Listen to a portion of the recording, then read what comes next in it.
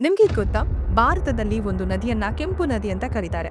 ಆ ನದಿ ಯಾವುದು? ಯಾಕೆ ಅದನ್ನ ಕೆಂಪು ನದಿ ಅಂತ ಕರೀತಾರೆ? ಹೇಳ್ತೀನಿ ಕೇಳಿ. ಭಾರತದಲ್ಲಿ ಕೆಂಪು ನದಿ ಎಂದು ಕರೆಯಲ್ಪಡುವ ನದಿ ಬ್ರಹ್ಮಪುತ್ರ ನದಿ. ಈ ನದಿ ಟಿಬೇಟ್ನಿಂದ ಹುಟ್ಟಿ ಅರುಣಾಚಲ್ ಪ್ರದೇಶ್ ಮತ್ತು ಅಸ್ಸಾಂ ಮೂಲಕ ಹರಿಯುತ್ತದೆ. ಈ ಬ್ರಹ್ಮಪುತ್ರ ನದಿಯನ್ನ ಕೆಂಪು ನದಿ ಅಂತ ಯಾಕೆ ಕರೀತಾರೆ? ಮಳೆಗಾಲದ ಸಮಯದಲ್ಲಿ ಬ್ರಹ್ಮಪುತ್ರ ನದಿ ತನ್ನ ಜೊತೆ ಐರನ್ ಮಿಶ್ರಿತ ಕೆಂಪು ಮಣ್ಣನ್ನು ತುಂಬಾ ಪ್ರಮಾಣದಲ್ಲಿ ಹೊತ್ತು ತರುತ್ತದೆ. ಈ ಮಣ್ಣು ನೀರಿನಲ್ಲಿ ಬೆರೆತು ನದಿಯ ನೀರು ಕೆಂಪು ಅಥವಾ ಕಂದು ಬಣ್ಣದಲ್ಲಿ ಕಾಣುತ್ತದೆ. ಇದೇ ಕಾರಣದಿಂದ ಜನರು ಈ ನದಿಯನ್ನು ರೆಡ್ ರಿವರ್ ಆಫ್ ಇಂಡಿಯಾ ಅಂದ್ರೆ ಭಾರತದ ಕೆಂಪು ನದಿ ಎಂದು ಕರೆಯುತ್ತಾರೆ. ಇನ್ನೊಂದು ಇಂಟ್ರೆಸ್ಟಿಂಗ್ ಫ್ಯಾಕ್ಟ್ ಅಂದ್ರೆ ಬ್ರಹ್ಮಪುತ್ರ ನದಿ ಜಗತ್ತಿನಲ್ಲೇ ಅತ್ಯಧಿಕ ಕೆಂಪು ಮಣ್ಣು ಹೊತ್ತು ಸಾಗುವ ನದಿಗಳಲ್ಲಿ ಒಂದಾಗಿದೆ. ಆ ಕಾರಣಕ್ಕೆ ಈ ನದಿ ತನ್ನ ದಾರಿಯನ್ನು ಆಗಾಗ್ಗೆ ಬದಲಾಯಿಸುತ್ತದೆ.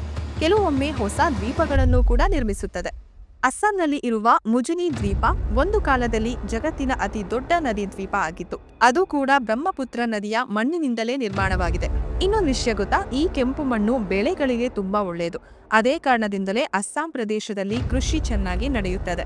ಬ್ರಹ್ಮಪುತ್ರ ನದಿ ಕೇವಲ ಕೆಂಪು ನದಿ ಮಾತ್ರ ಅಲ್ಲ, ಭೂಮಿಯನ್ನು ರೂಪಿಸುವ ಶಕ್ತಿಶಾಲಿ ನದಿಯೂ ಹೌದು. ಇಂತಹ ಇನ್ನಷ್ಟು ಇಂಟ್ರೆಸ್ಟಿಂಗ್ ಫ್ಯಾಕ್ಟ್ಸ್ ಬೇಕಾದ್ರೆ ಲೈಕ್ ಮಾಡಿ ಹಾಗೂ ಶೇರ್ ಮಾಡಿ.